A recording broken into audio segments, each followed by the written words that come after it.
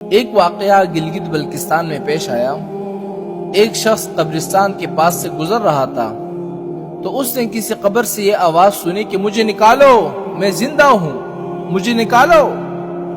جب ایک دو مرتبہ اس نے آواز سنی تو وہ یہ سمجھا کہ شاید میرا کوئی وہم ہوگا، خیال ہوگا، کوئی آواز نہیں آ رہی۔ لیکن جب مسلسل اس نے یہ آواز سنی نا تو اس کو یقین ہونے لگا۔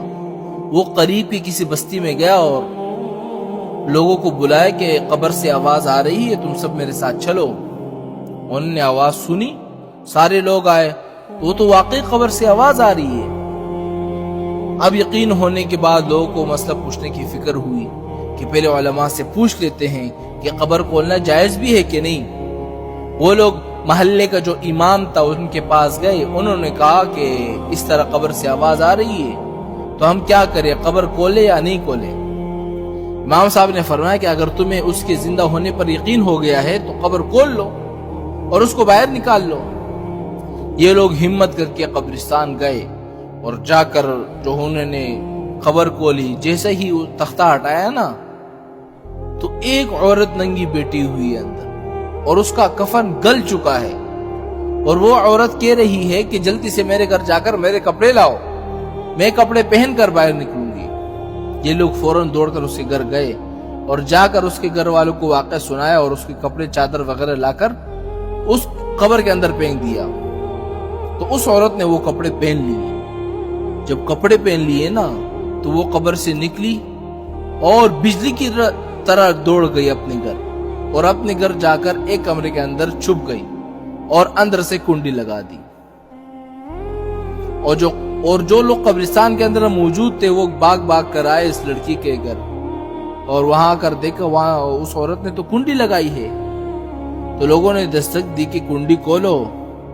اندر سے اس عورت نے جواب دیا کہ کنڈی تو میں کھول دوں گی، لیکن کمرے کے اندر صرف وہی شخص داخل ہو جس کے اندر مجھے دیکھنے کی ہمت ہو، اس لیے کہ اس وقت میری حالت ایسی ہے کہ ہر آدمی مجھے دیکھ کر برداشت نہیں کر سکتا، لہٰذا کوئی دل رکھنے والا شخص آ کر میری حالت دیکھے۔ اب سب لوگ اندر جانے سے ڈر رہے تھے، مگر دو چار آدمی جو مضبوط دل والے تھے انہوں نے کہا کہ تم کنڈی کھولو، ہم اندر آئیں گے۔ جب اس عورت نے کنڈی کھولی نا اور یہ لوگ اندر چلے گئے، اندر وہ عورت اپنے آپ کو چادر میں چھپائی بیٹھی تھی۔ جب یہ لوگ اندر پہنچے تو اس عورت نے سب سے پہلے اپنا سر کھولا۔ ان لوگوں نے دیکھا کہ اس کے سر پر ایک بھی بال نہیں ہے، ایک بھی، وہ بالکل خالی کھوپڑی ہے، نہ بال ہے نہ کوئی کال ہے سر پر، صرف خالی ہڈی ہے۔ لوگوں نے اس سے پوچھا کہ تمہارے بال کدھر گئے؟ تو اس عورت نے پتہ کیا جواب دیا، سنیے گا۔ اس عورت نے جواب دیا کہ جب میں زندہ تھی تو ننگے سر گھر سے باہر نکلا کرتی تھی، پھر مرنے کے بعد جب میں قبر میں لائی گئی تو فرشتوں نے میرا ایک ایک بال نوچا، اور نوچنے کے وجہ سے میرے بال بھی نکل گئے اور میرے سر پر جو کھال تھی وہ بھی نکل گئی۔ اور اس کے بعد اس عورت نے اپنا منہ کھولا۔ جب لوگوں نے اس کا منہ دیکھا نا تو وہ اتنا خوفناک ہو چکا تھا کہ سوائے دانتوں کے کچھ نظر نہیں آیا، نہ اوپر کا ہونٹ ہے نہ نیچے کا ہونٹ موجود ہے، بلکہ 32 کے 32 دانت جو ہے وہ سامنے نظر آ رہے تھے۔ سوچو اگر کسی انسان کے صرف دانت ہی نظر آئے تو کتنا ڈر معلوم ہوتا ہے۔ اب لوگوں نے اس عورت سے پوچھا کہ تیرے ہونٹ کہاں گئے؟ تو اس عورت نے کیا جواب دیا پتہ ہے؟ اس عورت نے جواب دیا، میں اپنے ہونٹوں پہ لپسٹک لگایا کرتی تھی اور نامحرم مردوں کے سامنے جایا کرتی تھی، اس کی سزا میں میرے ہونٹ جو ہے وہ کاٹے گئے، اس لیے اب میرے چہرے میں ہونٹ جو ہے وہ نہیں ہے۔ اس کے بعد اس عورت نے اپنے ہاتھ اور پیر کی انگلیاں دکھائی۔